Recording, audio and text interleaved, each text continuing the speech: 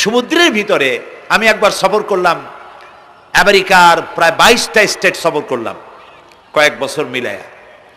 তো একবার আমার প্রোগ্রাম হলো California, Los Angeles.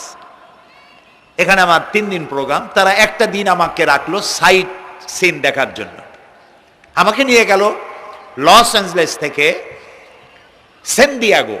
San Diego হচ্ছে প্যাসিফিক ওশানের পাশে। এইখানে আছে সি ওয়ার্ল্ড, অর্থাৎ সমুদ্রের মধ্যে যা কিছু আছে তা তারা সেখানে উঠায় রাখছে। বিশাল জায়গা, দেখতে অন্তত 4 দিন লাগে পুরা এলাকা দেখতে। তা আমার হাতে সময় 5 ঘন্টা, 5 ঘন্টা আমাকে দেখতে হবে। আমি বললাম গুরুত্বপূর্ণ জিনিসগুলি আমার দেখাও। তো নিয়ে গেল। এই আপনাদের মাঠটা যত বড়, এরকম একটা বড় পুকুর, সেই পুকুরের মাঝখানে আছে একটা ওয়াল, আর ঠিক মাঝখানে আছে একটা মঞ্চ, আর 10,000 লোক বসতে পারে এরকম একটা গ্যালারি। ওরকম একটা গ্যালারিতে আমাকে বসালো টিকিট কাটায়া। ওখানে মাছের খেলা দেখানো হবে। যারা খেলা দেখাবে তারা হাতে তুড়ি দিল, সঙ্গে সঙ্গে 2টি মাছ ওই পাশ থেকে তারা ভিতরে বড় গেট আছে, সেই গেট দিয়ে এপারে চলে আসলো। আমি লক্ষ্য করলাম খেলা যারা দেখাবে তাদের মুখের কথা, বাঁশির আওয়াজ, হাতের ইঙ্গিত মাছে বোঝে। মাছটার বুকটা সাদা, একদম সাদা, আর পেছনের দিকটা কালো।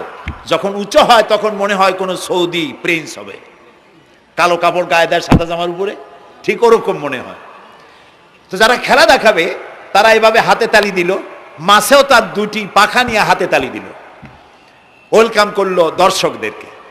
অনেকগুলি খেলা দেখালো এই মাছ। এক একটা খেলা দেখাইয়া যখনই স্টেজের সামনে গিয়া মাছ হা করে, তখন বড় বড় বালতির ভিতরে ছোট ছোট মাছ আছে, এই মাছগুলি 2-3 বালতি তার মুখের মধ্যে ঢুকায় দেয়। আমার কাছে মনে হলো ওর গ্রাসটা এত বড় যে আমার মতো 12-14 জন বা 15-20 জন যদি ঢুকায় তাহলে মাছে মনে করবে যে কোনো চেলাপুটি ঢুকছে, এর থেকে বেশি কিছু মনে করবে না। এত বড় মাছ, শ্যামু ফিশ বলা হয় ওটাকে। এরপরে দেখলাম তিমি মাছ, নীল জাতীয় তিমি, যে তিমিগুলি খুব কম পাওয়া যায় মহাসমুদ্রে, এগুলি থাকে। এক একটা নীল তিমির ওজন 5,000 টন পর্যন্ত হতে পারে। এর যে বাচ্চা হয় সে বাচ্চায় দুধ খায়। তিমি হচ্ছে স্তন্যপায়ী প্রাণী। যে বাচ্চা হইল যেদিন হয় সেদিন থেকেই বাচ্চার 50 থেকে 60 মণ দুধ লাগে। কে খাওয়ায়? সুবহানাল্লাহ। দুনিয়ার কোনো গভর্নমেন্ট খাওয়ায় না। দুনিয়ায় স্থলভাগে পিঁপড়া থেকে শুরু করে হাতি পর্যন্ত, ছোট্ট চেলা পোকা থেকে শুরু করে সাপ, বড় বড় পাইথন পর্যন্ত, টোনাটুনি পাখি থেকে শুরু করে ঈগল পর্যন্ত, নদীর ভিতরে চেলাপুটি থেকে শুরু করে তিমি মাছ পর্যন্ত অসংখ্য প্রাণী সকাল বেলায় খালি পেটে জঙ্গল থেকে, গর্তের মধ্য থেকে, বাসা থেকে, পানির মধ্য থেকে যার যার আস্তানা ছেড়ে আহারের অনুসন্ধানে শত সহস্র কোটি প্রাণী সব যার যার ক্ষুধার পেট নিয়ে বেরিয়ে যায়। আল্লাহ রাব্বুল আলামিন বলেন, সন্ধ্যা হতে না হতে সবগুলির পেট ভরাইয়া যার যার বাসায় আমি ভিড়াইয়া দেই। ইন্নাল্লাহা হুয়ার রাজ্জাকু যুল কুওয়াতিল মাতিন। খেতে দেওয়ার মালিক কে? সেই আল্লাহর এই গুণকে, এই গুণাবলীকে বিশ্বাস করতে হবে। খেতে দেওয়ার মালিক তিনি কেবলমাত্র। সন্তান হয় না, দেওয়ার মালিক কে? বলেন জোরে। হাসাবার মালিক কে? কাঁদাবার মালিক কে? সুখ দেওয়ার মালিক কে? দুঃখ থেকে উদ্ধার করার মালিক কে? হায়াতের মালিক কে? মওতের মালিক কে? ফাআলুন লিমা ইউরিদ। যা খুশি তাই তিনি করতে পারেন। সুবহানাল্লাহ বলে। কোন? কাফ আর নুন, 2টি অক্ষর। যখন যা ইচ্ছে করে হয়ে যায়। আল্লাহর এই গুণকে বিশ্বাস করলে মানুষ শিরক থেকে বাঁচতে পারবে। মাজার মুখী হবে না মুসলমান, মসজিদ মুখী হবে তখন। আজ আমার মুসলমান একদিকে নামাজও পড়ে আর একদিকে মাজারের কাছে গিয়ে দুর্বল হয়ে যায়। আছে না? আছে কি না? মাজারগুলির কাছে গিয়ে সাহায্য কামনা করে। আমার নিজের চোখে দেখেছি মাজারে গিয়ে কিভাবে সেজদা দেয় কবরকে, বলেন নাউযুবিল্লাহ। আল্লাহ ছাড়া কাউকে রুকু সেজদা করা যায় না। যা চাবার আল্লাহর কাছে চাইতে হবে। ওয়াইজা সাআলতা ফাসআলিল্লাহ ওয়াইজা ইসতাআনতা ফাসতাইন বিল্লাহ। যা কিছু চাওয়ার আল্লাহর কাছে চাও, যা কিছু বলার আল্লাহকে বলো। সব কিছু করার মালিক তিনি, সুবহানাল্লাহ বলেন। এই জন্য মাজারের সাথে মুসলমানদের সম্পর্ক হবে না, মুসলমানদের সম্পর্ক হবে মসজিদের সাথে। কিসের সাথে বলেন জোরে? আপনি কোন অসুবিধায় পড়েছেন, মাজলুম হয়েছেন, অত্যাচারিত হয়েছেন, চাকরির সমস্যা হয়েছে, ঘরে খাবার নাই, অসুখ বিসুখ হয়েছে, নানান ধরনের সমস্যায় পড়েছেন, কোনো মাজার নয়, কোনো পীর নয়, মসজিদের ভিতরে চলে যান, উজু করে মসজিদে ঢুকে 2 রাকাত কাজায়ে হাজাতের নামাজ পড়েন। রাসূলুল্লাহর উপরে যখনই বিপদ হতো তিনি নামাজে দাঁড়ায় যেতেন। সুবহানাল্লাহ বলো। আপনি কেন যাবেন একটা কবরের কাছে? আপনার সাহায্য কামনার জন্য কোনো পীর নয়, আপনার সাহায্যের জন্য কোনো কবর নয়। সাহায্য পাওয়ার জন্য কে? আল্লাহ চান আপনার ঈমানটা খালেস হোক। আল্লাহ তাআলা এটা বরদাস্ত করতে পারেন না যে মানুষ কারো কাছে গিয়া আরেকজনের কাছে গিয়া নতি স্বীকার করুক। আল্লাহ সহ্য করেন না। ইন্না শিরকা লাযুলমুন আযীম। শিরক হচ্ছে মস্ত বড় জুলম, অত্যাচার। আল্লাহ সব থেকে অপছন্দ করেন কোন গুনাহ বলেন? শিরক। আল্লাহ সহ্যই করেন না। কেন করেন না? একটা যুক্তিতে আসে।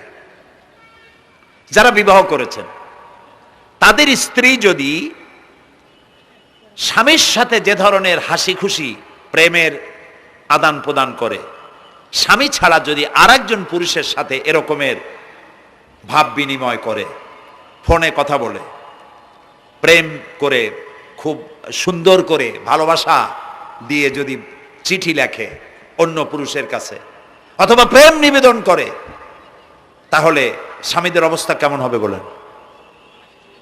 এইটার জবাব দিতেও যদি দেরি হয় তো খুবই কুলক্ষণ।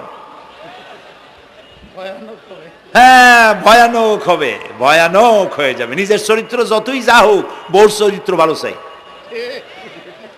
আচ্ছা বলেন তো, স্ত্রী আপনার সঙ্গে যেভাবে প্রেমের হাসি হাসে, প্রেম নিবেদন করে, ওই রকম আরেকটা পুরুষের কাছে সাথে করলে আপনার সহ্য হয় না কেন? আপনি স্ত্রীর উপরে আপনার অধিকারটা কতখানি, কি জন্যে? আপনার স্ত্রীর যে হাসি, যে মিষ্টি হাসি, যা আপনার প্রাণ কেড়ে নেয়, ওই হাসিতে আপনার কোনো অবদান আছে বলেন? তার যে টানা টানা চোখ, সুন্দর ভ্রু, মাথায় অনেক লম্বা চুল, শরীরটা সুন্দর, যৌবন, রূপ, এর ভেতরে আপনার কোনো অবদান আছে? হ্যাঁ আছে, একটু তো আছেই। আপনি যে মুখ দিয়ে বউটা হাসে, সেই ঠোঁটে একটু লিপস্টিক লাগাইছেন। যে চোখের জন্য আপনি পাগল, সেই চোখে একটু কাজল লাগাইছেন। শরীরটাকে পেঁচাবার জন্য সুন্দর একটা শাড়ি কিনে দিছেন। একটা শাড়ি দিয়ে, একটু লিপস্টিক কিনে দিয়ে, চুলের একটা ক্লিপ কিনে দিয়ে, একটা ভালো শাড়ি কিনে দিয়া স্ত্রীর উপরে যদি এত অধিকার আছে যে কোনদিন মৃত্যু পর্যন্ত কোন প্রেমের হাসি, ভালোবাসার আদান প্রদান আপনি ছাড়া আর কারো সাথে করতে পারবে না, এইটা যদি আপনার অধিকার এভাবে প্রতিষ্ঠিত হয়, তাহলে এই হাসি যিনি দিলেন, এই দাঁত, এই সুন্দর চোখ, এই রূপ, এই যৌবন যা আল্লাহ তাআলা দিলেন, তার সামনে কোনো পীর অথবা কবরের সামনে যদি হাত পাতে আল্লাহ বরদাস্ত করেন না। কথা কি বুঝে আসছে? কথা বুঝে আসছে? আলহামদুলিল্লাহ বলেন। আলহামদুলিল্লাহ। বুঝলেই আমাদের কষ্ট সার্থক। আলহামদুলিল্লাহ বলি। আমরা যেন আল্লাহরে চিনতে পারি, বুঝতে পারি। আমার বিশ্বাস করুন, কোরআন আমার সামনে, আল্লাহর কসম, কোন জীবিত পীর, কোন মৃত্যু পীর আমার ভাগ্যের ভালো বা মন্দ করার কোন অধিকার রাখে না, রাখে না, রাখে না। কোন পীর ফু দিয়ে আমার ভাগ্যকে ভালো বানাই দিতে পারবে না, পারবে না। এবং আমার একটা চুলও বাঁকাও করতে পারবে না। খাইরিহি ওয়া শাররিহি মিনাল্লাহি তাআলা। আমার ভালো, আমার মন্দ করার একমাত্র মালিক কে? আল্লাহ। এক আঙ্গুল আকাশের দিকে উঁচু করে চিৎকার দিয়ে বলুন, কে? আবার বলেন, আবার বলেন, আবারও বলুন। হাত নামা। আল্লাহ কবুল করুন, বলেন আমিন। আমার এই বক্তব্য দিয়ে আমি কোনো পীরকে অমর্যাদা করছি না। পীর সাহেবদের কাছে পীর কোনো শরীয়তের শব্দ নয়। কোরআন এবং হাদিসে কোথাও পীর বলে কোনো শব্দ নাই। এটি ফার্সি শব্দ। এ শব্দের অর্থ হলো বৃদ্ধ। তো পীর যদি বৃদ্ধ হয় ভালো কথা, তিনি যদি আলেম হন আরো ভালো কথা। কিন্তু বাপ পীর ছিল, উনিও সেই সুবাদে পীর, ইলেম নাই, তোনার নিজের কাছেই তো টর্চ নাই। আপনাকে অন্ধকারে উনিও ম্যানহোলের মধ্যে পড়বে, আপনারে নিয়ে পড়বে। আলেম হইতে হবে, পীর যদি হয় আলেম হইতে হবে, 1 নম্বর কথা। 2 নম্বর কথা হলো তিনি ব্যবসায়ী হবেন না। ধর্মের নামে তিনি ব্যবসা করবেন না। তিনি মানুষকে হেদায়েতের পথ দেখাবেন, প্রয়োজনে জেলে যাবেন, প্রয়োজনে ফাঁসির মঞ্চে দাঁড়াবেন। তিনি নিজেকেই ইসলামের সব আমি করি, আর ইসলাম কারো কাছে নাই। যারা ইসলাম করলো 70-80 বছর ধরে, রাজনীতির পথ দেখালো, তারা ইসলামের দল না, ওনারটাই ইসলামের দল। এই ধরনের ফাজলামি বক্তব্য থেকে বিরত থাকতে হবে। এই ধরনের বেয়াদবিপূর্ণ বক্তব্য থেকে বিরত থাকতে হবে। আমার দোকানে খাঁটি ঘি পাওয়া যায়, আর কারো দোকানে খাঁটি ঘি পাওয়া যায় না। ইসলাম নিয়ে এই ধরনের মনোপলি বিজনেস করতে দেওয়া হবে না। প্রিয় ভাই সব, আমরা পীর সাহেবদের চিনি। পীর ছিলেন শাহজালাল রহমতুল্লাহ আলাইহি। সুবহানাল্লাহ। যুদ্ধ করা লাগে নাই, আজান দিয়েছেন, মূর্তির মাথা ভাঙ্গা চুর চুর হয়ে পড়ে গিয়েছে। গৌর গোবিন্দ পলায়া কুল পায় নাই।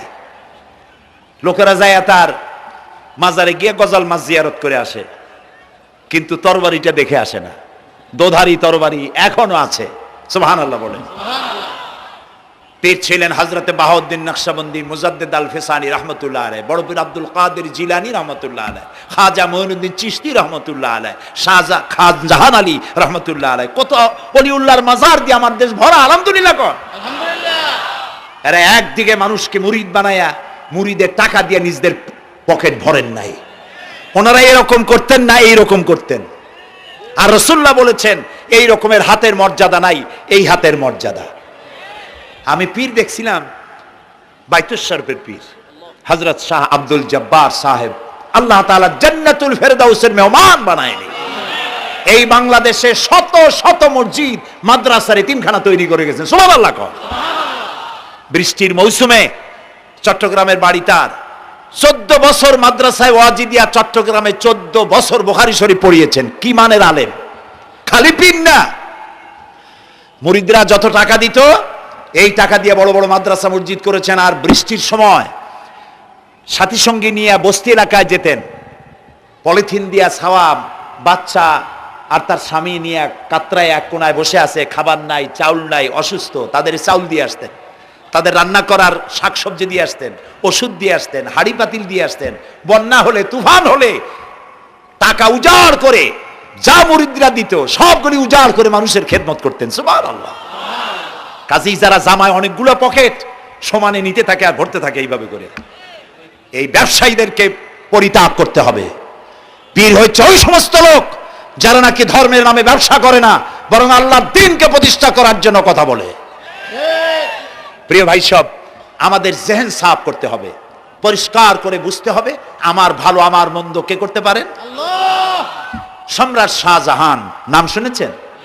কোথার বাদশা বলেন? দিল্লির সম্রাট।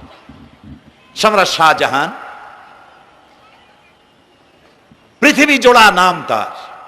কবি বলছেন, শাহনে জাহাं को जिन्हें फख्र से देते थे बाज, वाज कब्र में है सूरह अलहम्दु की मोहताज।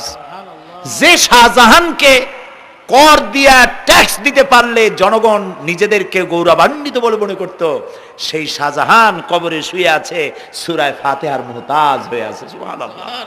যদি কেউ আমার কবরের কাছ থেকে হেঁটে যাইতো আর একটু সূরা ইখলাস পড়ে সবরেসানি করতো, আমি কিছু পাইতাম। আহারে, এই এতিম ফকির হয়ে শুয়ে আছে। এক ফকির দিল্লি ঘুরতেছে, একজন বলছে, ভাই তোমারে তো খয়রাত করে দেখতেছি আমি সেই ছোটবেলা থেকে, খালি তুমি খয়রাত করো। একটা জিনিস আপনারা মনে রাখবেন, গরিব, আজকে যারা গরিব পরিশ্রমের মধ্য দিয়ে কালকে তারা ধনী হতে পারে, কিন্তু যারা ভিক্ষুক, যারা ভিক্ষা করে, জিন্দিগিতে কোনোদিন তারা বড় হতে পারবে না। ভিক্ষা করা যাদের অভ্যাস, জীবনেও বাড়ি করতে পারবে না, জীবনেও ধনী হইতে পারবে না, কিন্তু গরিব ধনী হইতে পারবে। কারণ হলো আল্লাহর কাছে দুইটা বৈধ জিনিস অত্যন্ত ঘৃণিত। কয়টা? একটা হলো তালাক, আর একটা হলো ভিক্ষাবৃত্তি, মানুষের কাছে চাওয়া। আল্লাহ পছন্দ করেন না। তো ভিক্ষুক ঘুরতেছে, একটা লোক বলল, মিয়া তোমার তো সারা জীবনই খরচ করতে দেখি। খরচ করবো না, করবো কি? যার কাছে যাই সে দেয় 4 আনা 2 আনা 1 টাকা, এর বেশি তো দেয় না। তেদি আমি কেমনে বড় লোক হবো? কয় যে তুমি বাদশারের চোখে দেখো না, বাদশারের চোখে দেখো না। কয় বাদশার কাছে কি আমার মতো লোক যাইতে পারে নাকি? কয় না, যাইতে হবে, যাও। বাদশাহ একবার যাবা, এমন দেওয়া দেবে জীবনে আর তোমার খরচ করা লাগবে না। পাতি শিয়ালের পিছনে ঘুরে তো লাভ নাই। পাতি শিয়ালে খায় মুরগি, তোমার একটা ঠ্যাং দেবে, দাঁতের খেলালের কাজও হবে না। বাঘের পিছনে ঘোরো, বাঘে খায় গরু আর হরিণ, একটা রান দিলে তুমি 1 সপ্তাহ খাইতে পারবা।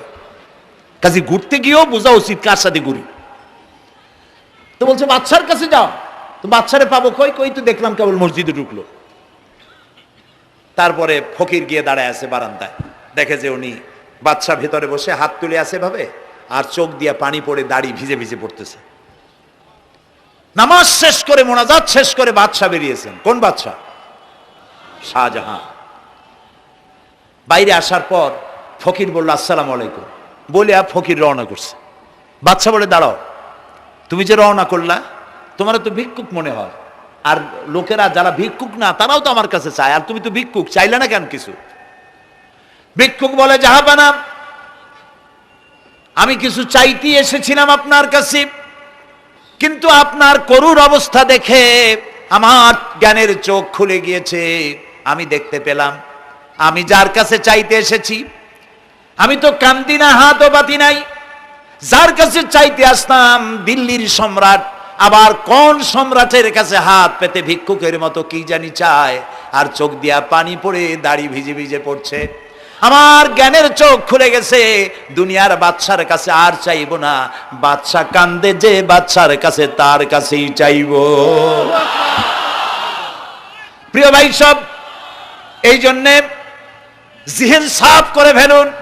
দুনিয়ার কোনো মানুষের জন্য, মানুষের কাছে নয়, কোনো কবরে নয়, কোনো কারো কাছে নয়, আল্লাহ তাআলার কাছেই আমরা নামাজের মধ্যে ঘোষণা করেছি, ইয়াকা না'বুদু ওয়া ইয়াকা নাস্তাঈন। আল্লাহ তাআলা, তোমার একমাত্র ইবাদত করি, তোমার কাছেই সাহায্য চাই। কাজেই সাহায্য আল্লাহর কাছে। কার কাছে চাইবো বলে? আল্লাহ আমাদের ঈমান পোক্ত করে দিন। আমরা বলি আমিন, আমরা বলি আমিন। অসুখ বিসুখ হইলে পরে ধৈর্য ধরবেন। অনেক মানুষ আছে জ্বর হইলে কয় যে এত নামাজ পড়ি খালি জ্বর আমারই হয়, এত রোজা রাখি, ভালো ভালো কাম করি, আমার ছেলের অসুখ মোটে সারি না। এই জাতীয় কথা বলবেন না। মুমিনের পায়ে যদি কাঁটাও ফোটে, সওয়াব থেকে খালি নাই। ধৈর্য ধরতে হবে। কাঁটা ফুটছে, বলেন ইন্না লিল্লাহ। আজাবান লিল মুমিন, মুমিনের জন্য বড়ই আশ্চর্য ব্যাপার, বিপদ হইলেও শুকর আদায় করে, আর সুখে থাকলেও শুকর আদায় করে। সুবহানাল্লাহ বিহামদি। বিপদ আসলে সে বলে ইন্না লিল্লাহি, বলেন ইন্না লিল্লাহি ওয়া ইন্না ইলাইহি রাজিউন। আর যখন শান্তি আসে বলে আলহামদুলিল্লাহ। দুই অবস্থায় তার জন্য নিয়ামত আল্লাহর তরফ থেকে সে পায়, আলহামদুলিল্লাহ। প্রিয় ভাই সব, তো আল্লাহর উপর ঈমান আনার জন্য কয়টা শর্ত বলছিলাম? এই যে প্যাচ লেগে গেছে, কয় যে 3টা। আল্লাহর উপর ঈমান আনার জন্য শর্ত কয়টা? 4টা। 4টার বলছি কয়টা? 2টা। আরেকটা হচ্ছে আল্লাহর কুদরত, এ বিশ্বাস করা। আল্লাহর কুদরত মানে শক্তি। আল্লাহর কিসে বিশ্বাস করবেন বলেন জোরে? শক্তি। আকাশ এবং জমিনে শক্তিশালী কে? কিন্তু আমার দেশের জনগণ, কিছু কিছু রাজনীতিবিদরা বলে জনগণই নাকি সকল ক্ষমতার, সকল শক্তির উৎস। কি পাগল! তুমি ক্ষমতার উৎস? নাকের মধ্যে ময়লা, দাঁতে ছাতা, পেটের মধ্যে দুর্গন্ধ ভরা, ক্ষমতার উৎস। আশ্চর্য কথা। এই যে ক্ষমতার উৎস, হাজার হাজার লোক এখানে বসা, 2টা ভাউয়া ব্যাংক যদি 2 কোণা দিয়ে ঢোকে, ভাউয়া ব্যাংক চেনেন? বিগ সাইজের ব্যাংক, 2টা যদি দুই দিক দিয়ে ঢোকে লাফাইতে লাফাইতে, সামনে যারা আছে এমনি লাফাবে। অন্তত টঙ্গী তামিরুল মিল্লাত মাদ্রাসা ছাড়াইয়া তারপরে ফিরে তাকায় বলবে, ভাই আমরা দৌড়াই কেন? ব্যাংকের সামনে অসহায় বল্লা ভীমরুলের সামনে অসহায়, সাপের সামনে, বিচ্ছুর সামনে অসহায়। তারা কয় সকল ক্ষমতার উৎস জনগণ। কপাল পোড়া। ক্ষমতার উৎস জনগণ নয়, এটা কোরআনের সাথে কন্ট্রাডিকশন হয়। এ কথায় আল্লাহ বলেছেন আন্নাল কুওয়াতা লিল্লাহি জামিয়া, সকল ক্ষমতার উৎস কে? চিল্লায় বলো ক্ষমতা কি দেখছেন? মাত্র 1.5 মিনিট। কয় মিনিট? মাত্র 1.5 মিনিট। আল্লাহ বলেছেন কোন? সাথে সাথে তামিলনাড়ু, মালয়েশিয়া, ইন্দোনেশিয়া, থাইল্যান্ড, মালদ্বীপ, শ্রীলঙ্কা 2 লক্ষ লোক শেষ, 1 লক্ষের খোঁজ নাই। সমুদ্রের পানি 33 ফিট উঁচু হয়ে এসছে। সুবহানাল্লাহ কই দিচ্ছে করে না? বিজ্ঞানীরা বলেছেন ভারত মহাসাগরের তলদেশে ফাটল ধরেছে, ওর কয়েক কিলোমিটার নিচে ভূমিকম্পের উৎপত্তি হয়েছে। ভারত মহাসাগরের পানি 3 হাত না 4 হাত, কত কিলোমিটার আল্লাহই জানে। এই কয়েক কিলোমিটার নিচে যে মাটি, সেই মাটিরও কয়েক কিলোমিটার নিচে ভূমিকম্পের উৎপত্তি। এখান থেকে ভূমির কম্পন হয়েছে, সেই ভূমিকম্পে সমস্ত মহাসাগরের মধ্যে, ভারত মহাসাগরের মধ্যে জলকম্পন শুরু হয়েছে। পানির কম্পন, মাটির কম্পন একসাথে।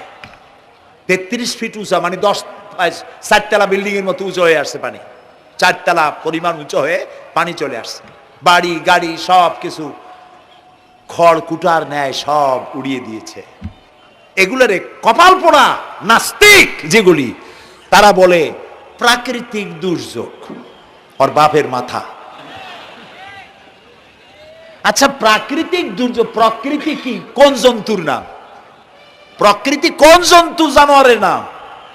প্রকৃতি নিজে চলে না কেউ তাকে চালায়? কে চালায়? কপাল পোড়ারা তা বুঝে না। বিশ্ববিদ্যালয়ের শিক্ষক হয়েছে তো, আল্লাহ দিয়ে আসি কোথায়? তবে সব খারাপ না, ভালো আছে আলহামদুলিল্লাহ। কিছু আছে কপাল পোড়া। বিশেষ করে শান্তিনিকেতনে যারা পড়াশোনা করে আসে, সাহিত্য চর্চা করে, এই সাহিত্য চর্চা করতে করতে এক পর্যায়ে কপাল পুড়ে যায়। আল্লাহরে চিনতে পারে না, সব চেনে আল্লাহরে চেনে না। আল্লাহ এখন চিনাইতেছে ভালো করে। প্রিয় ভাই সব, কওমে আদ, কওমে সামুদ, এগুলিকে আল্লাহ তারা ধ্বংস করেছেন। কিয়ামতের আগে এই যে 7টা আকাশ, এই আকাশ সম্পর্কে অবিশ্বাসীরা তারা বলেছে আকাশ বলতে কিছুই নেই, এটা নাকি অনেক দূরে, তাই নীলা নীলে দেখা যায়। কি কপাল পোড়া চিন্তা করে, নীলা নীলা দেখা যায়। এই আকাশ মহাশূন্য। এই আকাশগুলিকে, আকাশ কয়টা? কয়টা স্তর? 7টা। এগুলি কাতাইয়ে সিজিল্লিল কুতুব।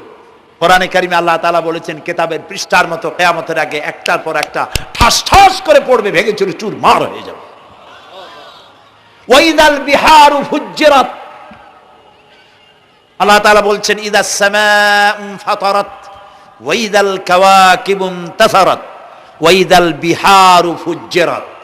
আকাশের তারকাসমূহ বিক্ষিপ্ত হয়ে পড়বে। অসংখ্য তারকারাজি, বিশাল বিশাল তারকা বিক্ষিপ্ত হয়ে পড়বে। চন্দ্র সূর্য একটার সাথে আরেকটা ধাক্কা লেগে চাঁদ আর সূর্য আলো হারিয়ে ফেলবে, একাকার হয়ে যাবে। পাহাড়গুলো উঁচু করে আল্লাহ তাআলা জমিনের উপরে আছাড় মারবেন, কাল ইহনিল মানফুস, তুলার মতো উড়ে চলে যাবে। সুবহানাল্লাহ বলবা না? কত বড় শক্তি আল্লাহ পাকের। ওয়াইদাল বিহারু ফুজ্জিরাত, সমুদ্র সমূহ বিদীর্ণ হয়ে যাবে। সমুদ্রে যত পানি আছে সমস্ত পানিগুলি নিঃশোষিত হয়ে যাবে মাটির তলায়, এবং সেখানে অগ্নুৎপত্তি হবে। কোরআনে কারিমে আল্লাহ বলে দিয়েছেন গোটা সমুদ্রগুলিতে আগুন জ্বলতে থাকবে। এগুলি কিয়ামতের আলামত। আল্লাহ পাকের অফুরন্ত মেহেরবানি। এই যে কানের কাছ দিয়া গুলিটা চলে গেছে, কানে লাগে নাই। বাড়ির কাছ থেকে কিয়ামত হয়ে গেল, বাংলাদেশে আল্লাহ বাঁচাই দিলেন। সুবহানাল্লাহ বলো, আলহামদুলিল্লাহ বলেন। আমাদের প্রতিবেশী দেশগুলিতে যেভাবে আঘাত লাগছে, ওর 1000 ভাগের 1 ভাগের আঘাত কয়েক সেকেন্ড যদি বাংলাদেশে হতো, আমাদের সব অপরিকল্পিত শহর, রাজুক পারমিশন দিয়েছে 3 তলার, করা হয়েছে 7 তলা। এইভাবে অপরিকল্পিত যত বিল্ডিং আছে এগুলি পচা সিমেন্ট দিয়ে, পচা ইট দিয়ে তৈরি করা হয়েছে। 2-3 সেকেন্ডের ভূমিকম্প যথেষ্ট এই শহর লণ্ডভণ্ড করে দেওয়ার। অসংখ্য মানুষ মারা যাবে, অসংখ্য বাড়িঘর শেষ হয়ে যাবে। এদেরকে রেস্কিউ করার মতো মডার্ন ইকুইপমেন্টসও গভর্নমেন্টের কাছে নাই। এই জন্য আল্লাহর কাছে সেজদা দিয়া গুনার তওবা করতে হবে, আল্লাহ আমাদের মাফ করে দাও, আমার এই গরিব দেশটাকে কিয়ামত পর্যন্ত এই গজব থেকে বাঁচাও। প্রিয় ভাই সব, আল্লাহ তাআলার ক্ষমতার ওয়াজ আমি আজ করতে পারবো না, অনেক লম্বা হয়ে যাবে, কারণ আমাকে 3টা পুঁজির কথা তো কমসে কম বলতেই হবে, অল্প করে হলেও। শুনবেন তো? আল্লাহ তৌফিক দিক, বলেন আমিন। তো আল্লাহ তাআলার ক্ষমতায় বিশ্বাস করা, তার প্রচন্ড ক্ষমতা, যা খুশি তাই বলেন করতে পারেন। মরাকে জিন্দা, জিন্দাকে মারতে পারেন, মরুভূমিতে ফুল ফুটাতে পারেন, সুবহানাল্লাহ, যা খুশি তাই করতে পারেন। এই শক্তি সহকারে আল্লাহকে বিশ্বাস করতে হবে। 4র্থ নম্বরে আল্লাহর হুকুম এবং হাকাম, আদেশ নিষেধ। আমি আল্লাহরে বিশ্বাস করি, এই কথার কোনো দাম নাই যদি তার আদেশ না মানি, এই কথার কোনো দাম নাই যদি তার নিষেধকে আমি আমার জীবনে প্রত্যাহার না করে চলতে পারি। মুসলমান বলে দাবি করার কোনো মূল্য নেই। একদিকে নামাজ পড়ি, আর একদিকে ওজনে কম দেয়, খাদ্যে ভেজাল দেয়, বেপরদা করি, মিথ্যা কথা বলা হয়, ওজনে কম দেয়, খাদ্যে ভেজাল দেয়, জমিনের আইল ঠালে আমানতের খেয়ানত করে, আল্লাহর হুকুম মানা হলো না, রসুলের আদেশ মানা হলো না। আল্লাহর উপর ঈমান আনার জন্য 4র্থ শর্ত হচ্ছে আল্লাহ যা বলেছেন মাথা নত করে মেনে নিতে হবে, বলতে হবে সামি'না ওয়া আতা'না। বলেন সামি'না ওয়া আতা'না, শুনলাম আর মেনে নিলাম। বলেন তো জোরে, শুনলাম আর মেনে নিলাম। সুবহানাল্লাহ বলেন। মুমিনেরা এই প্রশ্নই করবে না মদ হারাম কেন, মুমিনেরা এই প্রশ্নই করবে না জুয়া হারাম কেন, মুমিনেরা এই প্রশ্নই করবে না জেনা হারাম কেন। একটাই জবাব, মদ হারাম কেন? আল্লাহ হারাম করেছেন তাই হারাম। জেনা হারাম কেন? আমার আল্লাহ হারাম করেছেন তাই হারাম। জুয়া হারাম কেন? আমার আল্লাহ হারাম করেছেন তাই হারাম। কোন যুক্তি নাই। যুক্তির, আল্লাহর নিষিদ্ধ জিনিসে যুক্তি তালাশ করে কেবলমাত্র শয়তান। আল্লাহর আদেশ নিষেধে যুক্তি তালাশ করে কে? শয়তান। মুমিনের কাজ হলো সামি'না, বলেন, ওয়া আতা'না, শুনলাম আর মানলাম, বাস, শেষ কথা, খালাস। এই গেল 4টি শর্ত পুরো হয়ে গেল। এই 4টি শর্ত যদি পূরণ করতে পারি তাহলে আল্লাহরে বিশ্বাস করছি এটা প্রমাণিত হবে, এটা জাস্টিফাই হবে, এটা সত্যতা প্রমাণ হবে যদি আল্লাহর হুকুম মতো। 1 নম্বরে হলো, আমি আবার কথাটা প্যাকেট করে দিই যাতে করে আপনারা বাড়ি নিয়ে যাইতে পারেন। আল্লাহর উপরে ঈমান এনেছি, এই কথাটাকে কমপ্লিট করার জন্য শর্ত কয়টা? 4টা। 1 নম্বরে আল্লাহর অস্তিত্বে বিশ্বাস, বলেন আল্লাহর অস্তিত্বে বিশ্বাস। 2 নম্বরে আল্লাহর গুণাবলীতে বিশ্বাস। 3 নম্বরে আল্লাহর ক্ষমতায় বিশ্বাস। 4 নম্বরে আল্লাহর আদেশ এবং নিষেধে বিশ্বাস, মান্য করে চলা। আল্লাহ যেন এই তৌফিক আমাদের দেয়, বলেন আমিন। আল্লাহ রাব্বুল আলামিন দুনিয়ায় শান্তি, আখিরাতে জাহান্নাম থেকে মুক্তি দেওয়ার জন্য আল্লাহ পাক আমাদেরকে একটা ব্যবসার কথা বলেছেন। ওই ব্যবসায় পুঁজি কয়টা? বলেন। 3টা পুঁজি। বলছি কয়টা? দেখেন যে কেমনি প্যাঁচ লাগে। বলছি মাত্র একটা, সে একটা ডাল বাইর করছি 4টা। এবার আসেন মূল পয়েন্টে। এবার দ্বিতীয় পয়েন্ট, রসুলের প্রতি ঈমান। আমরা তো রসুলের প্রতি ঈমান আনছি কিনা বলেন? রসুলের প্রতি ঈমান এনেছি। আমাদের এই ঈমান যথেষ্ট নয়, কারণ আমাদের ঈমান হলো রবিউল আউয়াল মাসে ঈমান তাজা হয়, ঠিক না? ঠিক না? রবিউল আউয়াল মাস যখন আসি, ব্যানারটা নাই, শামিয়ানাটা নাই, রাস্তাগুলিতে ফ্ল্যাগ লাগাই আর আলোকসজ্জা করি। মন্ত্রীরা আসেন, নেতারা আসেন, সিরাতুন নবী মাহফিলে দাঁড়ায় বলেন নবীর আদর্শ অনুসরণ করা ছাড়া উপায় নাই। অথচ ওনার পা থেকে শুরু করে মাথা পর্যন্ত নবীর আদর্শ নাই। আবার এই নেতা রামকৃষ্ণ মিশনে, রামকৃষ্ণ পরমহংসদেব তার মঞ্চে গিয়ে বলেন রামকৃষ্ণের নীতির ছাড়া বিকল্প কিছুই নেই। আবার গৌতম বুদ্ধের জন্মবার্ষিকী উদযাপনের জন্য সেখানে গিয়ে বলেন গৌতম বুদ্ধের অহিংস নীতি অনুসরণ করা ছাড়া জাতির যোগীনাথ হওয়ার আর কোনো পথ নাই। যেখানে যায় সেই জায়গার বুলি ধরে। রবিউল আউয়াল মাস আসতে পারে, আলোকসজ্জা করে ইয়া নবী সালামু আলাইকা, ইয়া রাসূল সালামু আলাইকা। এরপরে গরম গরম জিলাপি রাসূলুল্লাহকে বুঝায় দেওয়া হলো, হে রাসূল আপনি তাকিয়ে দেখেন কত মহব্বত আপনারে করি, আপনার মহব্বতের জন্য আমাদের শহরের কোনো মিষ্টির দোকানে আর মিষ্টি নাই, সব আমরা খাইয়া শেষ করছি।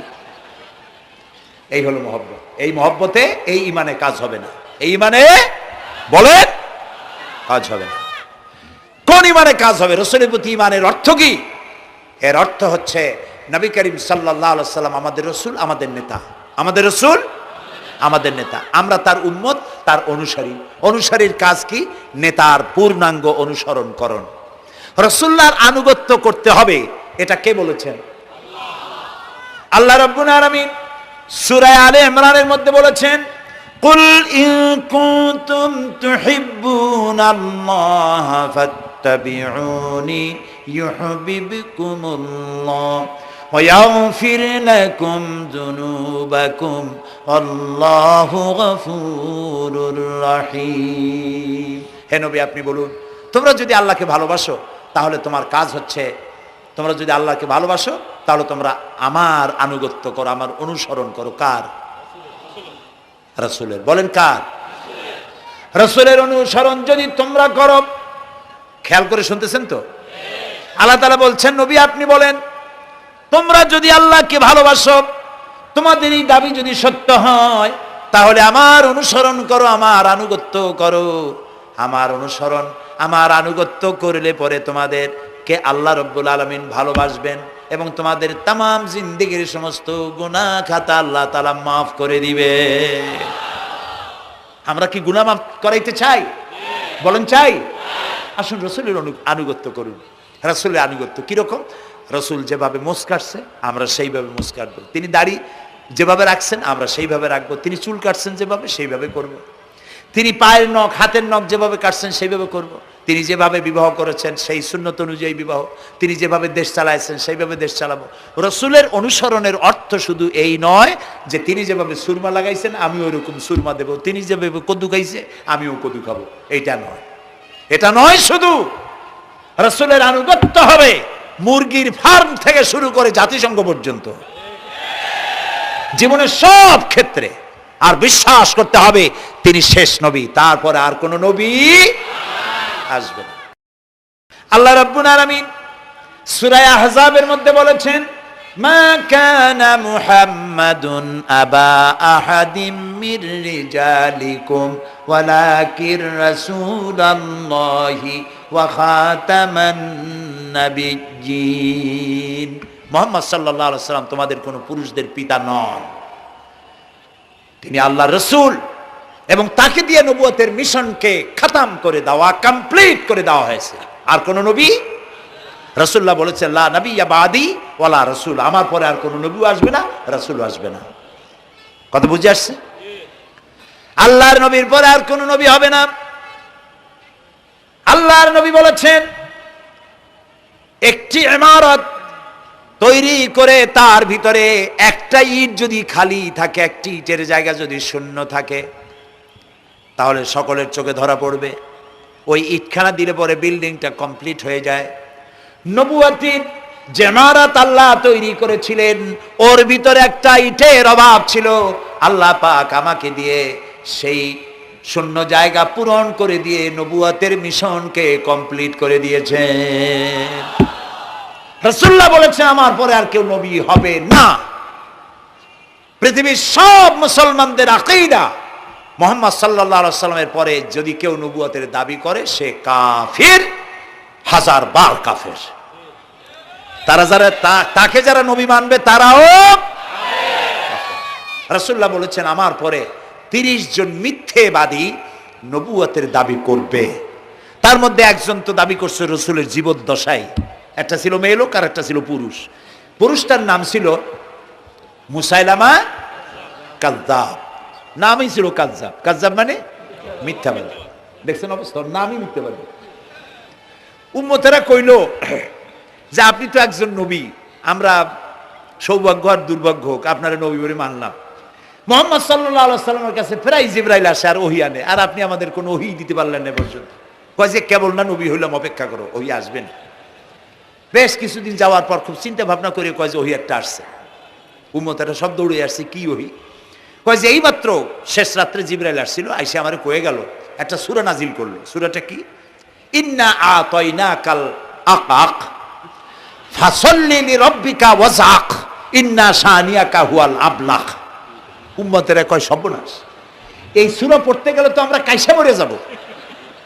এর অর্থ তো খুব বিকায়দা। কি সূরা নাজিল হলো আপনার উপরে? ইন্না আতাইনাকাল আকাক, মানে আমি তোমাকে হুতুম পেশা দান করেছি, সুতরাং তুমি তোমার প্রভুর উদ্দেশ্যে নামাজ পড়ো আর চিৎকার মারো, কারণ তোমার শত্রুরা সাদা এবং কালো বর্ণের। আমরা তো আগামাথা কিছু বুঝলাম না, কি ওই? আচ্ছা ঠিক আছে, পয়গম্বর মুহাম্মদ সাল্লাল্লাহু আলাইহি সাল্লামকে তার উম্মতেরা নিয়ে যায় তাদের বাগানে, মাঝে মধ্যে নিয়ে যায়। নিলে পরে যে কুয়ায় পানি থাকে না, শূন্য কুয়া পানিতে ভরে যায়। যে গাছতলা দিয়ে তিনি হেঁটে যান, যে খেজুর গাছে খেজুর নাই, সেই গাছতলা দিয়ে রাসূল হেঁটে গেলেন, গাছে ফল ধরে যায়। আপনি তো এরকম কিছু দেখাইতে পারেন না। তোমরা তো আমার নেও না, চলো না যাই। নিয়ে গেছে, যাইয়া দেখে যে কুয়ার পাড় দিয়ে যায়, যে কুয়ায় পানি থাকে তা থাকে না, শুকায় যায়। যে গাছতলায় দিয়ে যায়, ওই গাছে খোরমা থাকলে সাথে সাথে খরগুড়ি ঝরে যায়। উম্মতের কয় কি একটা কপাল পড়া নবী পাইলাম বাগে। আল্লাহ তারে শেষ করছে দুনিয়া থেকে, জাহান্নামে চলে গেছে। সেই মহিলাটাও গেছে, সেও গেছে। রাসূলুল্লাহ বলেছেন এইরকম 30 জন মিথ্যাবাদী নবুয়তের দাবি করবে কিয়ামতের আগ পর্যন্ত। গোলাম আহমদ কাদিয়ানী, এ হলো ইতিহাসে আমরা যদ্য পাই, তার পর্যন্ত 28 জন হয়েছে।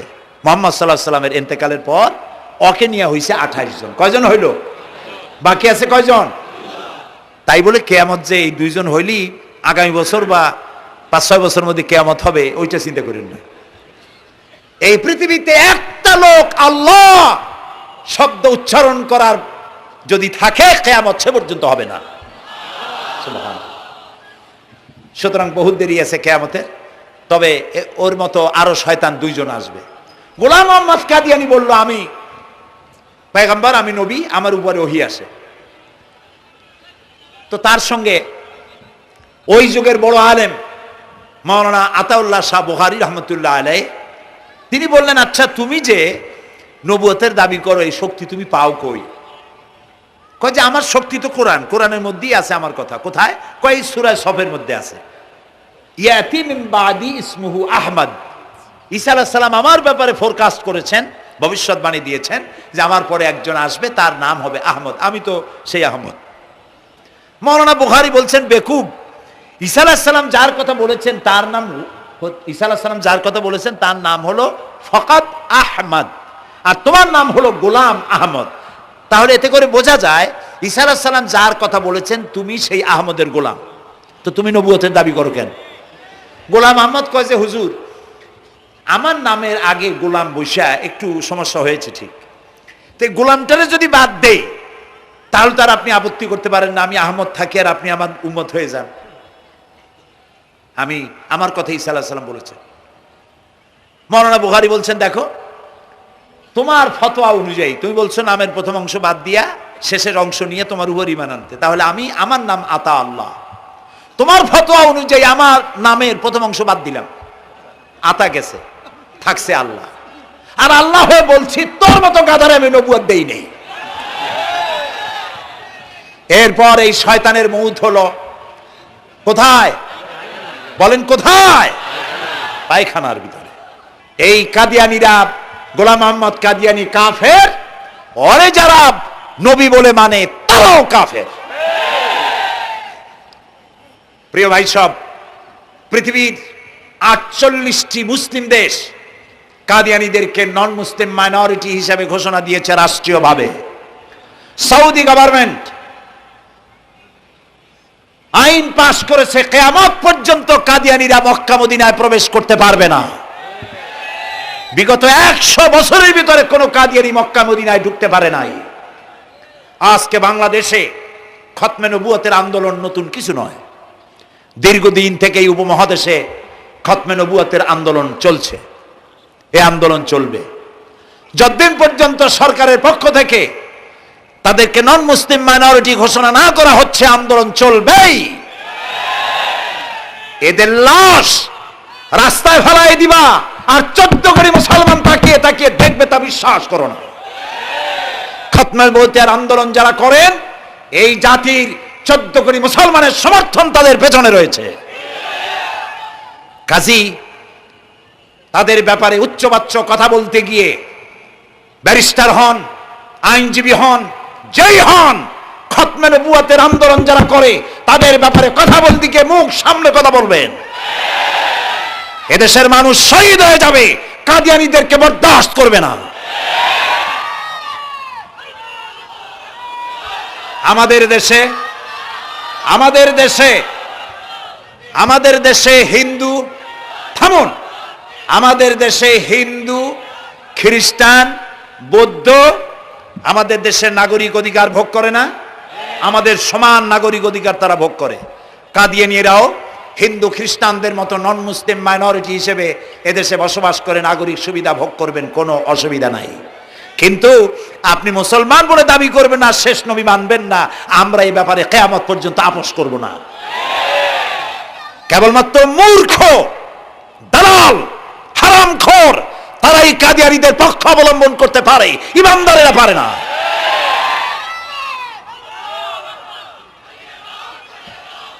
কাদিয়ানীরা যে সব মসজিদ তৈরি করে, এগুলি মসজিদ নয়, এগুলি উপাসনালয়। হিন্দুদের মন্দিরকে যেভাবে আমরা সম্মান করি, ওদের উপাসনালয়কেও সম্মান করি। কিন্তু কাদিয়ানীরা যতদিন মুসলমান নামের পরিচয় দিতে থাকবেন, আমরা আমাদের অধিকার আদায়ের জন্য সুশৃঙ্খলভাবে গণতান্ত্রিক পদ্ধতিতে আমরা এই অধিকার আদায়ের চেষ্টা করব। খতমে নবুয়তের আন্দোলন কোনো রাজনৈতিক আন্দোলন নয়, এটি আমাদের ইমানের আন্দোলন। যারা আন্দোলন করতেছেন তারা আমাদের ফরজে কিফায়ার দায়িত্ব পালন করছেন। প্রিয় ভাই সব, রাসূলের প্রতি ঈমান আনতে হলে এরকম ঈমান আনতে হবে, তারপরে আর কোনো নবী আসবে না। তারপরে কথা হলো তাকে অনুসরণ করতে হবে পায়ের নখকাটা থেকে শুরু করে মাথার চুল পর্যন্ত, জীবনের সব ক্ষেত্রে রাসূলের অনুসরণ করতে হবে। তিনি সেনাপতি ছিলেন, শ্রমিক ছিলেন, পিতা ছিলেন, নানা ছিলেন, স্বামী ছিলেন, ঠিক না? তিনি রাষ্ট্রপ্রধানও ছিলেন। আজকে যারা ধর্ম আর রাজনীতি আলাদা করেন তারা মুনাফিক, মুসলমান নয়, তারা কি? মুনাফিক।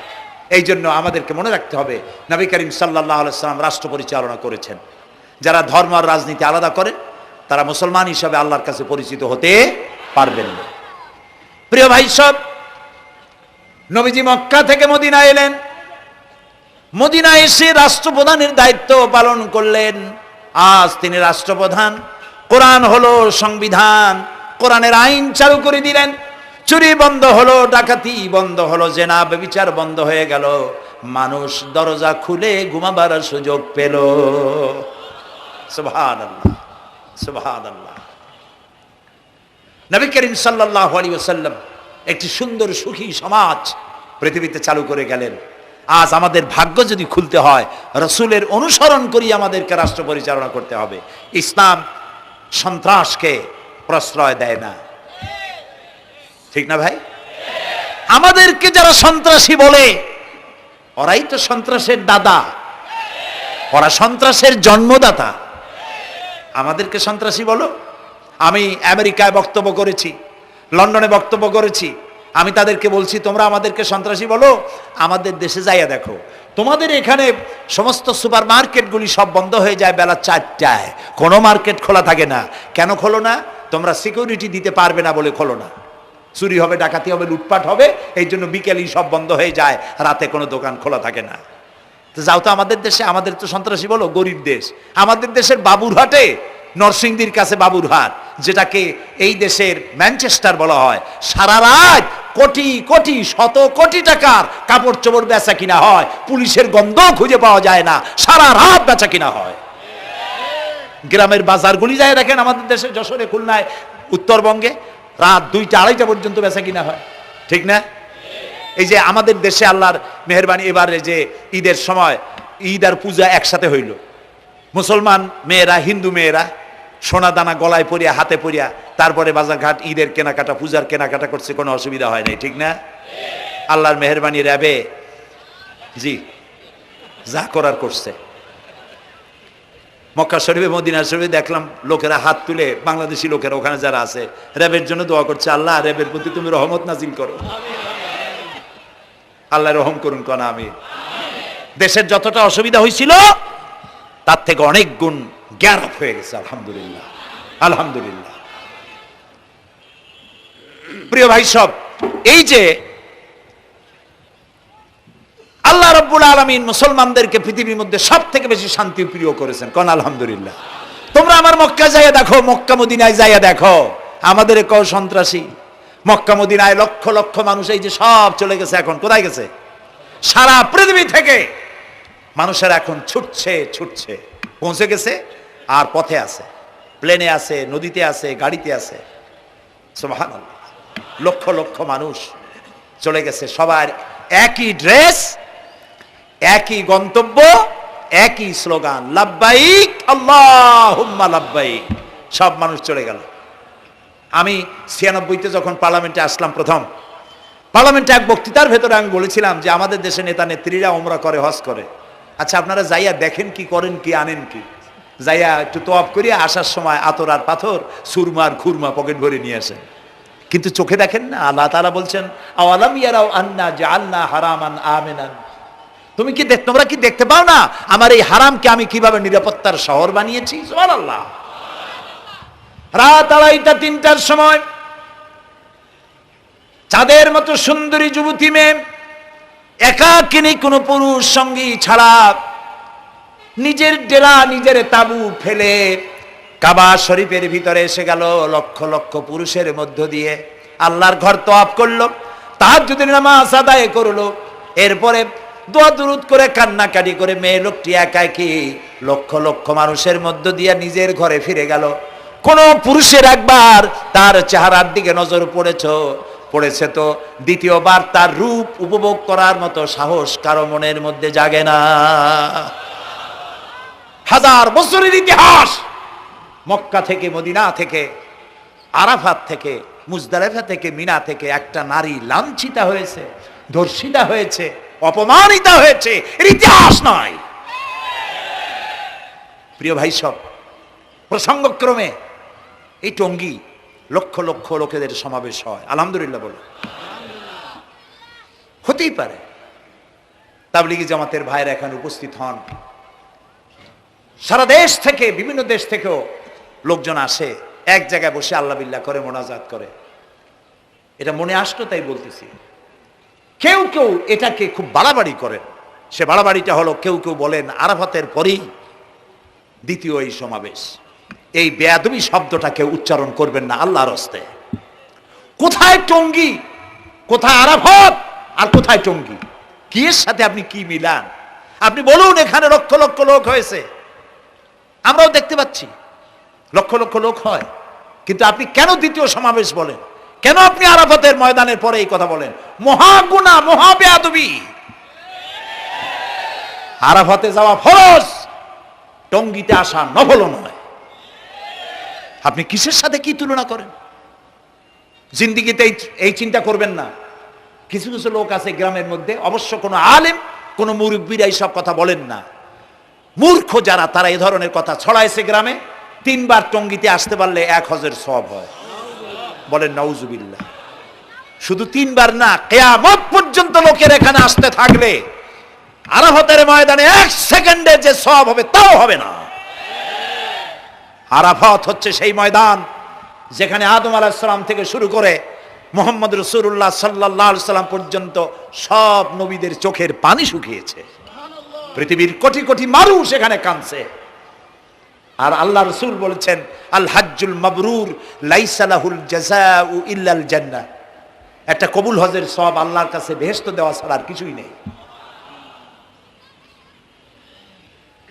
মান হাজ্জা লিল্লাহ ফালাম ইয়ারফুস ওয়ালাম ইয়াফসুক রাজা কায়াউমিন ওয়ালাদাতহু উম্মুহু, রাওয়াহুল বুখারী।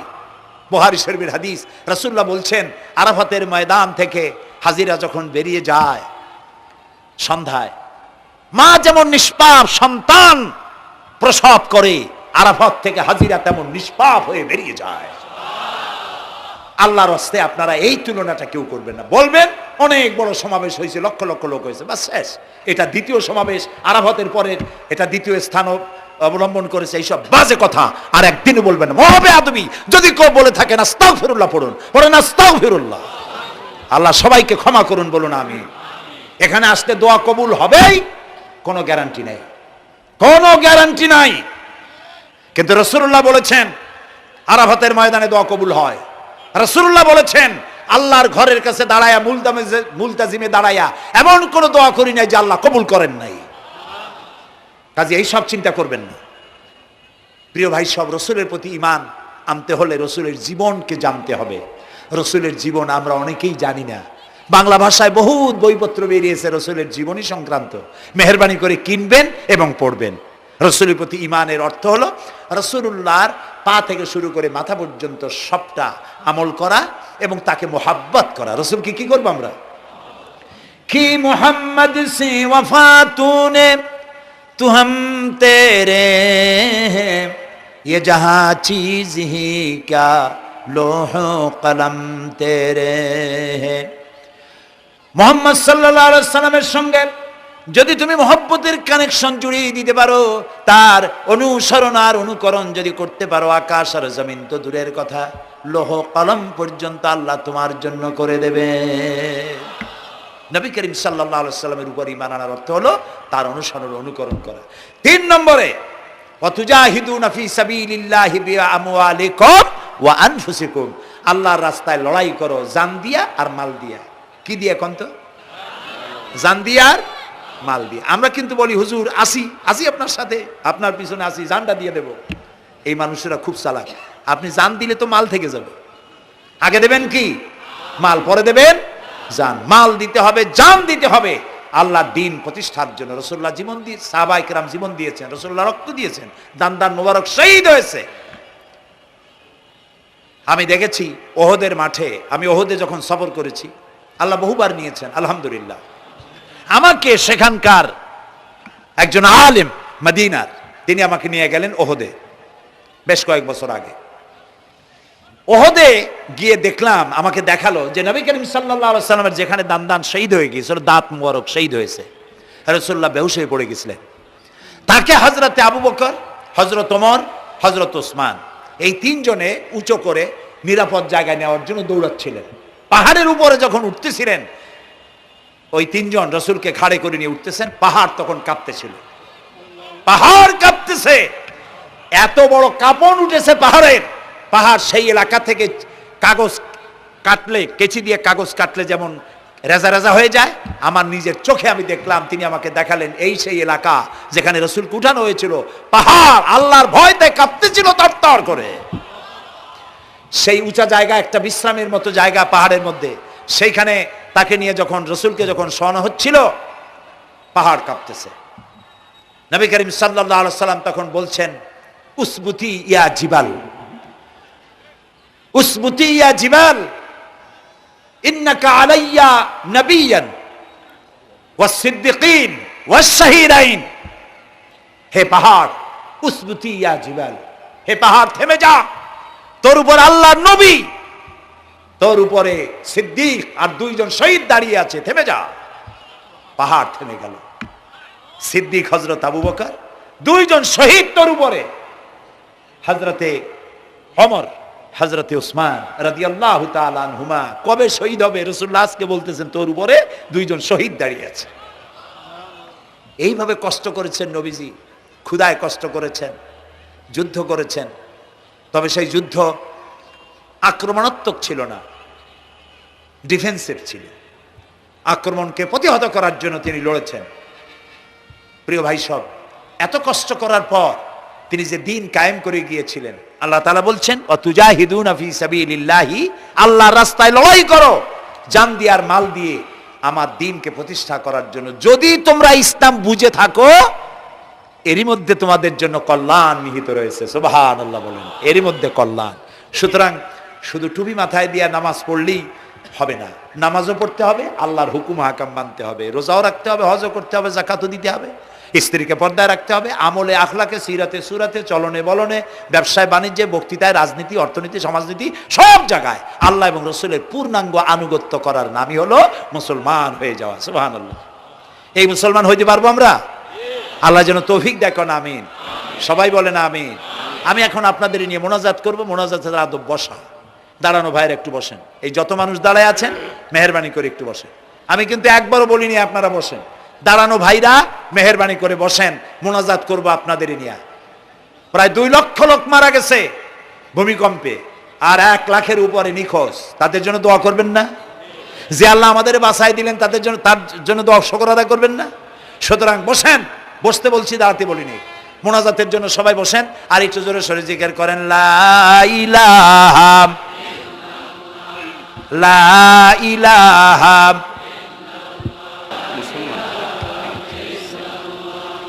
ঘামে শেষ হয়ে গেছে।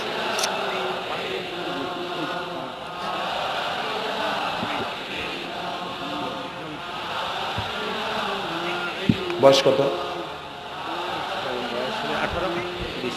বাড়ি কোথায়?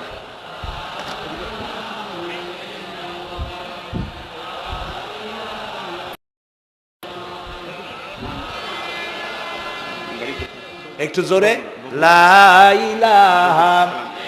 এফিডেভিট করছো? বসো বসো।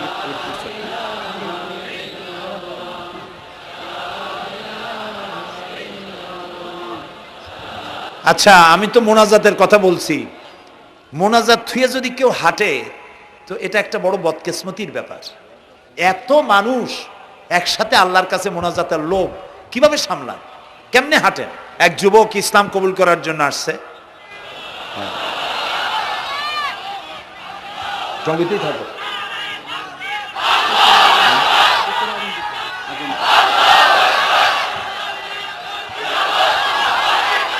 জি,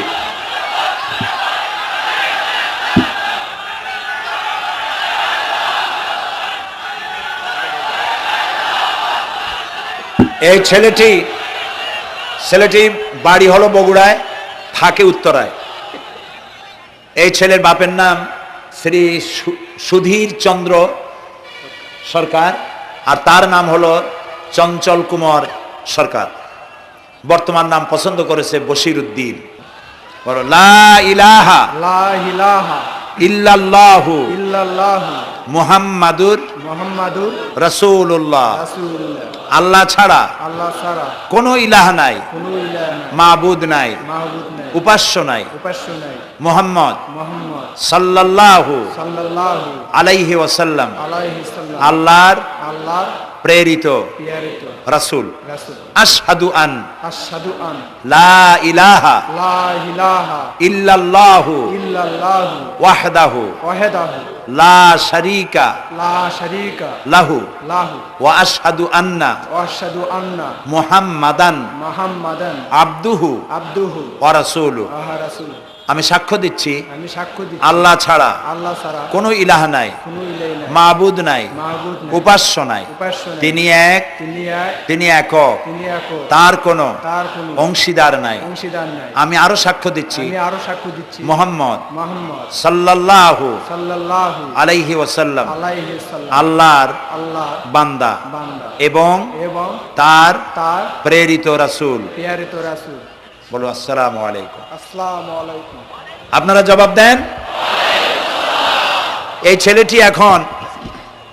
ছেলেটি এখন আমাদের মধ্যে নিষ্পাপ। আমাদের সকলের আমলনামায় পাপ আছে। রাসূলুল্লাহ বলেছেন, যখন একজন মুশরিক ইসলাম কবুল করে, কালেমা পড়ে, বিশ্বাস করে, অর্থ সহকারে উচ্চারণ করে, তার পিছনের সমস্ত গুনাহ খাতাকে আল্লাহ তাআলা মাফ করে দেন। সুতরাং আমরা তার জন্য দোয়া করি, আল্লাহ যেন তাকে খাঁটি মুসলমান বানায় দেন। আমরা সবাই বলি আমিন। বসুন। প্রিয় ভাই সব, মোনাজাতের পর এশার আজান হবে, আমরা বা জামাত এশার নামাজ পড়ে যাব ইনশাআল্লাহ। বলেন ইনশাআল্লাহ। এত বড় জামাত আমরা কোথাও পাবো না, এবং জীবনে আরেকটা জামাত এরকম পাবো তার কোনো নিশ্চয়তাও নাই, ঠিক না ভাই? নামাজ আমরা আদায় করে যাব 5 ওয়াক্ত। কি বলে এখানে সারা জীবন 5 ওয়াক্ত নামাজ সঠিকভাবে আদায় করব, আর এশার নামাজ আমরা এখানে জামাতে আদায় করে যাব। আর এই বিশাল মাহফিল তৈরি করতে অনেক খরচ হয়েছে। আপনারা নিশ্চয়ই দেখতে পান এত বড় প্যান্ডেল করতে কত টাকা খরচ হতে পারে, এবং তারা প্রচেষ্টা করেছে। আপনারা এই লাইটিং, মাইকিং, প্যান্ডেল, স্টেজ, তারপরে পোস্টার, গেট ইত্যাদি তৈরি করতে বহু টাকা খরচ হয়েছে। আপনারা যাওয়ার সময় মেহেরবানি করে তাদেরকে চতুর্দিকে ড্রাম এবং চাদর নিয়ে লোকেরা দাঁড়িয়ে থাকবে, আপনারা আল্লাহর হস্তে তাদেরকে কিছু সহযোগিতা করে যাবেন। রাজি আছেন আপনারা? রাজি আছেন? আল্লাহ আপনাদেরকে তৌফিক দিন। মা বোনেরা যারা এসছেন, মা বোনদের জন্য আজকে তেমন কোনো কথা বলতে পারলাম না, তবে যা বলেছি নারী এবং পুরুষ সকলের জন্য সমভাবে প্রযোজ্য। আপনাদের জন্য একটু বেশি করতে হবে। এই রাসূলুল্লাহ বলেছেন, আল মারআতু ইজা সাল্লাত খামসাহা ওয়া সামাত শাহরাহা ওয়া আতাআত বালাহা ওয়া আহসানাত ফারজাহা। রাসূলুল্লাহ বলেছেন, যেসব মহিলারা 5 ওয়াক্ত নামাজ সঠিকভাবে আদায় করে, রমজান মোবারকের রোজা রাখে, সতীত্বের হেফাজত করে, স্বামীর আনুগত্য করে চলে, কিয়ামতের দিন ওই সব মহিলারা আল্লাহর জান্নাতের যে দরজা দিয়া খুশি সেই দরজা দিয়া জান্নাতে প্রবেশ করতে পারবে। সুতরাং আপনারা এই কথাগুলি মেনে চলুন, আল্লাহ আপনাদেরকে তৌফিক দিন। আমি মোনাজাত করব এখনই, আপনারা যাওয়ার সময় সকলে সহযোগিতা করে যাবেন। আর নামাজের জন্য একটি বই আছে, চরিত্র গঠনে নামাজের অবদান। আমরা যে নামাজ পড়ি অনেক সময় নামাজ হয় না। রাসূলুল্লাহ বলেছেন, সাল্লু কামা রাআইতুমুনি উসাল্লি, নামাজ পড়ো সেইভাবে যেভাবে আমাকে নামাজ পড়তে দেখো। জীবনের শ্রেষ্ঠ ইবাদত নামাজ, তাই যদি সঠিক না হলো তাহলে পণ্ডশ্রম হয়ে যাবে। এই জন্য নামাজ কিভাবে মানুষের চরিত্রে অবদান রাখে, আর নামাজটা কেমনে পড়তে হবে, রাসূলুল্লাহ কিভাবে পড়েছিলেন, সেটি আমার এই বইটিতে লেখা আছে। এটি চরিত্র গঠনের নামাজের অবদান। এখানে লাইব্রেরি আসছে, কোথায় আপনারা খুঁজে বের করে সেটা নিয়ে যাবেন। আর একটি হলো সূরায়ে লোকমান। সূরায়ে লোকমানের 2টা রুকুর তাফসীর করেছিলাম আমি চট্টগ্রামে, মাত্র 2 রুকুর তাফসীর। এই 2 রুকুর তাফসীর 5 দিনে শোনার পর 48 জন হিন্দু, বৌদ্ধ, মুসলমান হয়ে গিয়েছিল। যাকাত সম্পর্কে, মা বাপের অধিকার সম্পর্কে হযরতে লোকমান তার সন্তানকে যে নসিহত করেছে, সেই নসিহত 9টা নসিহত ছিল। ওই নসিহতগুলি আল্লাহর এত পছন্দ হয়েছে যে আল্লাহ তাআলা নিজে লোকমানের নসিহত কোরআন শরীফে উঠায় দিয়েছে। সুবহানাল্লাহ।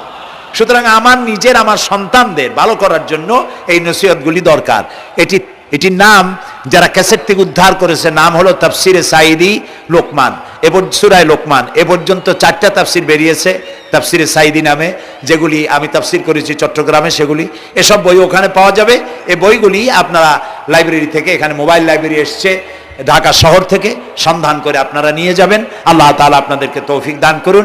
যাওয়ার সময় মাহফিলকে সাহায্য করে যাবেন, আর নামাজে সালাতুল এশা আদায় করে যাবেন। আল্লাহুম্মা আমিন। ربنا ظلمنا أنفسنا وإن لم تغفر لنا وترحمنا لنكونن من الخاسرين ربنا لا تزغ قلوبنا بعد إذ هديتنا وهب لنا من لدنك رحمة إنك أنت الوهاب। আয় আল্লাহ তাআলা, হাজার হাজার মুসলিম জনতা, পুরুষ এবং নারী, আমরা তোমার দরবারে হাত তুলেছি, গুনার বোঝা মাথায় নিয়ে হাত তুলেছি। দয়া করে আমাদের জিন্দেগীর সমস্ত গুনাহ খাতাকে আল্লাহ মাফ করে দাও। আয় আল্লাহ তাআলা, আমাদের মধ্য থেকে আমাদের মা বাপ যাদের দুনিয়া থেকে বিদায় হয়ে গেল, কবরগুলিকে জান্নাতের টুকরায় পরিণত করে দাও। রব্বির হামহুমা কামা রব্বায়ানি সগীরা। সবাই পড়েন, রব্বির হামহুমা কামা রব্বায়ানি সগীরা। আয় আল্লাহ তাআলা, তাম পৃথিবীতে আজ মুসলমানেরা বড়ই বিপদে আছে। হায় আল্লাহ তাআলা, বিপদগ্রস্ত মুসলমানদেরকে তুমি সাহায্য করো। রব্বুল আলামিন, ইরাকের মাজলুম মুসলমানদের হাতে ইরাকের জমিন উঠায় দাও। হায় আল্লাহ তাআলা, জালিমদেরকে তুমি নস্তনাবুদ করে দাও। আল্লাহ তাআলা, বাংলাদেশ আমাদের প্রিয় জন্মভূমি, এই দেশের উপরে তোমার খাস রহমত নাজিল করো। হায় আল্লাহ তাআলা, ভূমিকম্পে আশেপাশের দেশগুলির মারাত্মক ক্ষতি হয়ে গেল। আল্লাহ তাআলা, তুমি আমাদেরকে দয়া করে বাঁচাই দিয়েছো। কিয়ামত পর্যন্ত আসমান আর জমিনের সব মুসিবত থেকে আমাদের দেশকে তুমি হেফাজত করো রব্বুল আলামিন। আমাদের স্ত্রী পুত্র পরিজন যাদেরকে তুমি দান করেছো সবগুলিকে দিনদার ইমানদার নামাজি মুসলমান বানাইয়া দাও। আয় আল্লাহ তাআলা, এই মাহফিলের আয়োজন যারা করেছেন, কষ্ট করেছেন, পয়সা দিয়েছেন এবং দেবেন, সকলকে আল্লাহ তাআলা ইমানে কামেল সকলকে দিয়ে দাও। আমাদেরকে তোমার মকবুল বান্দাদের মধ্যে শামিল করে নাও। আল্লাহ তাআলা যারা হজে চলে গেছেন, যারা রাস্তায় আছেন যাওয়ার পথে, আর এবং আরো যারা যাবেন, আল্লাহ তাআলা সকলের যাতায়াত আসান করে দাও, সকলের হজকে কবুল করে নাও। যারা হজ করেন নাই এই মাঠে আজকে যারা উপস্থিত, মন চায় যেতে, আল্লাহ তাআলা তাদেরকে যাওয়ার ব্যবস্থা করে দাও। আল্লাহ তাআলা মা বোন যারা এসেছেন, মা বোনদের গুনাহ খাতাকে মাফ করে দাও, মা বোনদের অসুখ ব্যাধি মাফ করে দাও, তাদের কেমন আমল করার তৌফিক দাও যাতে করে কিয়ামতে হযরতে আয়েশা খাদিজার সঙ্গে আসর নসিব হয়ে যায়। আল্লাহ তাআলা তোমার কাছে আরেকটা দোয়া করি, আমাদের এই বাংলাদেশে যারা বোমা মারে, আমাদের এই বাংলাদেশে যারা গ্রেনেড হামলা করে, আমাদের এই বাংলাদেশে সন্ত্রাসী তৎপরতা চালায়া যারা মানুষ হত্যা করে, তুমি তাদেরকে হেদায়েত করে দাও, তুমি তাদেরকে হেদায়েত করে দাও, তুমি তাদেরকে হেদায়েত করে দাও। আল্লাহ তাআলা তোমার ইলমে যদি জানা থাকে ওদের নসিবে হেদায়েত নাই, তাহলে হামান, নমরুদ, সাদ্দাত, ফেরাউন এগুলারে যেমনে তুমি ধ্বংস করছো, বাংলাদেশে যারা গ্রেনেড হামলা করে, বোমা হামলা করে, মানুষ খুন করে, ওদেরকে গজব দিয়া, লানত দিয়া বাংলাদেশ থেকে চিরকালের জন্য বিদায় করে দাও। যারা বাংলাদেশে নৈরাজ্য সৃষ্টি করে, আল্লাহ তাদেরকে গজব দিয়া বিদায় করে দাও। হয় তারা হেদায়েত হোক, না হয় এই শয়তানদের হাত থেকে আমাদের দেশকে আল্লাহ তুমি রক্ষা করো। রব্বুল আলামিন, টঙ্গী বিরাট শ্রমিক এরিয়া, আল্লাহ তাআলা শ্রমিকদের স্বাস্থ্য ভালো রাখো, তাদের সকলকে নামাজ আদায় করার তৌফিক দাও। আল্লাহ তাআলা তাদের অভাব অভিযোগ দূর করে দাও। চারদলীয় ঐক্য জোটের এই সরকারকে ইসলামের পক্ষে থাকার কাজ করার তৌফিক দান করে দাও। যত ওয়াদা নির্বাচনের আগে করেছিল সবগুলি ওয়াদা অক্ষরে অক্ষরে পালন করার তৌফিক দিয়ে দাও। আমি কয়েক সেকেন্ড আপনাদের জন্য ছেড়ে দিলাম, মাথা নিচু করে চক্ষু বন্ধ করে যার যা চাওয়ার দরকার আল্লাহর কাছে চান। এই বিশাল মাহফিলে আল্লাহ তাআলা দোয়া কবুল করবেন ইনশাআল্লাহ।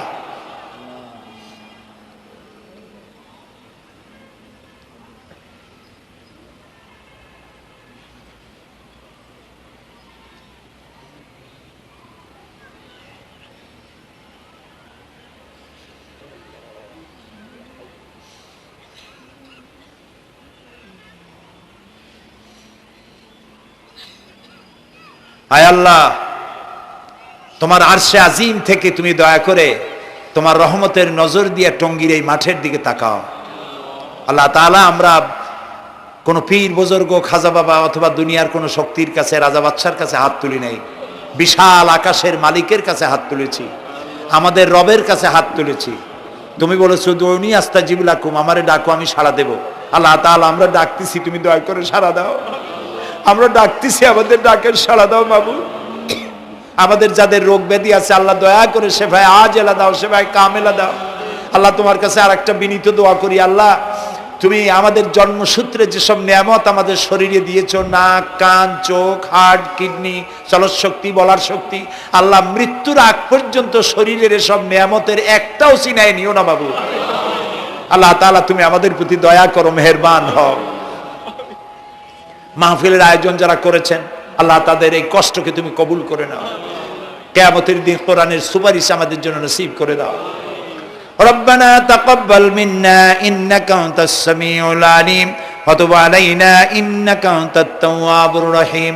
সুবহান রাব্বিকা রাব্বিল ইজ্জাতি আম্মা ইয়াসিফুন ওয়া সালামুন আলাল মুরসালিন ওয়ালহামদুলিল্লাহি রাব্বিল আলামিন। ওয়াজআল آخر كلامنا عند الموت لا إله إلا الله محمد رسول الله.